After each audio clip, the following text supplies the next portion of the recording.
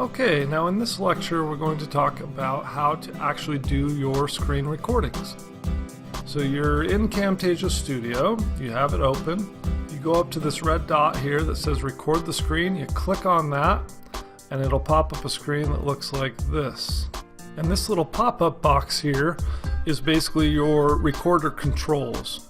So the first option is your capture area where it says select area, and you can set it on full screen or custom. So Udemy is set up to play back your videos in your lectures in widescreen. So in my case, my laptop screen is a widescreen display, which most modern laptops are. So I can record mine on full screen and it will capture the entire area that I have on my laptop's computer screen. And then when I save it and upload it to Udemy, it works perfectly for the Udemy platform. Now if you have a different size monitor, you can click on the custom sizes and you'll see the dimensions there, where in this case it says 1364 by 768. Now that's what you'll see as the default setting. But if you're going to do a custom size, then you want to either set it for 720p, and the dimensions for 720p are 1280 by 720, or you want to set it for 1080p, and the dimensions for 1080p are 1920 by 1080. And so you would actually change these numbers here to fit those dimensions, and then you'll still be recording at widescreen and it will fit just right into the Udemy platform. When you set these numbers, you'll notice little green arrows in the corners of the screen, and those green arrows are defining the space on your computer screen that Camtasia will be recording. So before you start recording, make sure you take a look at those little arrows. Make sure that they're recording the segment of your screen that you would like. Generally speaking, you want to record your whole screen so you're not missing anything.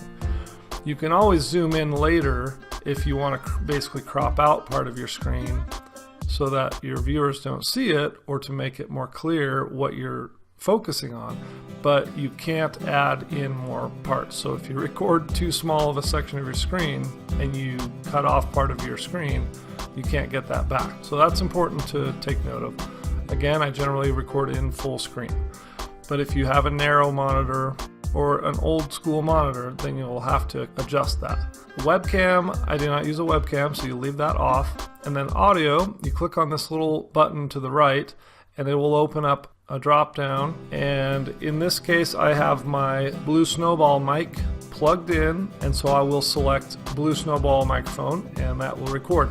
There's also a section on there that will ask you if you want to record the system audio.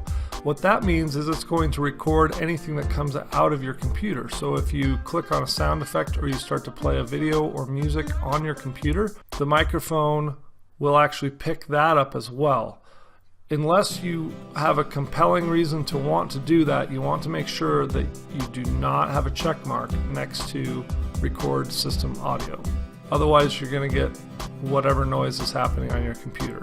So make sure that you're clicked on microphone Blue Snowball, and then you can actually talk into the mic and it will make this little bar here sort of light up yellow. It'll kind of go on a graded scale from yellow to red, and that's just kind of testing your volume levels. If for some reason you're too close to the mic, you'll see a lot of red and you might need to turn down this little volume knob here. But generally speaking, the way it's set is just fine, as long as you keep your mouth about 6 to 10 inches away from the microphone, or even a little bit more, and then you can pump up the volume, that's no problem. Then you just hit the record button right here, and it'll give you a 10-second countdown, and this little box will disappear, and you'll go right into your live recording. And then you'll have a little box that looks like this, and this will be off screen like this, but if you need to pull it up and use the controls, then you just click on it and bring it up, and it'll show you where you're at in your recording. So since I'm in the middle of a live recording right now, it's actually counting the minutes, so you can see it's at 9 minutes, and of course by the time I edit this, because I've been doing a lot of screwing around behind the scenes, this video will probably only be about 4 or 5 minutes. But then you can see in the audio, see whenever I talk, Now if I talk in really close and a little louder, you'll see that it pops a little higher, and then if I talk far away, it just kind of stays green and stays in the low levels. But that's just telling you if you're talking too loud. If you get into the red, then it usually means you're blowing out the microphone. And then further over to the right here, if you decide that you've been recording and it's just going terribly and you're just going to start over, you can click the delete button. It'll just get rid of it and you'll start over. If you need to, say get up and go grab a glass of water or do something that's going to take a bit of time in the middle of your recording, you can just click pause. Or when you're finished, you can click the stop button and you'll complete your recording. And then at that point, it'll start automatically playing your video back. And at that point, you have the option to delete it, save it for later, or save and edit your video.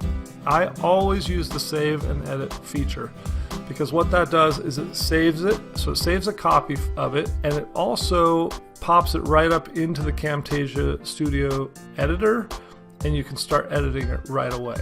Now if for some reason you don't have time to do that, then you can do a save as, and you can save it. Just make sure you remember what file you're saving and where you're saving it so that you can bring it up and edit it later. But I like to edit things right away because then the material is fresh in your mind and you also just don't lose track of it. It's nice to record something, edit it, and have it done, completed, and saved into the proper file, ready to be uploaded right into Udemy. I understand that not everyone can do that. If that's the case, then make sure that you do a save as and you save it into the proper file so that you definitely know where that video is so you can come back to it and edit it later. So I'm going to go ahead and click the stop button to end this video, and that will be the summary of how to actually record your videos using the pop-up screen recorder in Camtasia Studio.